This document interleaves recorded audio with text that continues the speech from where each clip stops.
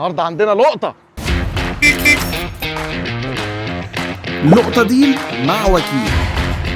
كل الناس نفسها في عربيات عاليه، بس بيخافوا ان العربيات العاليه تطلع غاليه، لكن المفاجاه ان في عربيات عاليه وكمان مش غاليه. ده والله هشام الجرخ ما عرفش يقولها دي. تعالوا النهارده نبص على دوبيزل، على عربيه لقطه في فئه الكروس اوفر العاليه. اول حاجه بتفتح بتدوس فيكلز، وبعد كده كارز فور سيل، تعمل سي اول ادز، وبعد كده ندور هنا على كروس اوفر ونختار نيو عشان نشوف العربيات الزيرو الجديده. اول عربيه طلعت لنا ايه بقى؟ الام جي 1.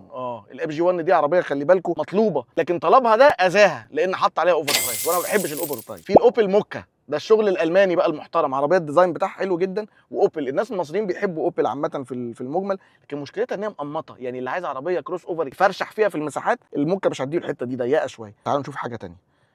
ممكن ايه؟ بصوا بقى عشان انا عندي وجهه نظر في الموضوع ده. الرينو داستر الجديده القديمه كانت يعني عليها شويه كلام، لكن الجديده اتحسنت قوي في حاجات كتيره. اولها ان هي بقت بتنزل بموتور الميجان 1300 تربو 150 حصان و250 نيوتن، وفي تيس 7 نقلات دول كلاتش، فالعربيه فيها اداء حلو وفيها ثبات حلو. لسه فيها شويه بلاستيكات، هي الداستر معروفه بكده، لكن في الاخر برضو عربيه حلوه وسعرها حلو. فدي عربيه لقطه. كام بقى العربيه دي؟ دي ب1,320,000 جنيه، موجوده عند معرض الرواد. لو انت بتدور في الفئه السعريه دي على عربيه لقطه، دي اوبشن بالنسبه لك كويس، العربيه الرينو داستر دي. ومن هنا للشهر الجاي خشوا على دوبيزل دوروا على العربيه اللقطه اللي انتوا شايفينها وابعتوها لنا، ممكن نطلعها في الفيديو اللي جاي. الرينو داستر لقطه النهارده بتاعتنا.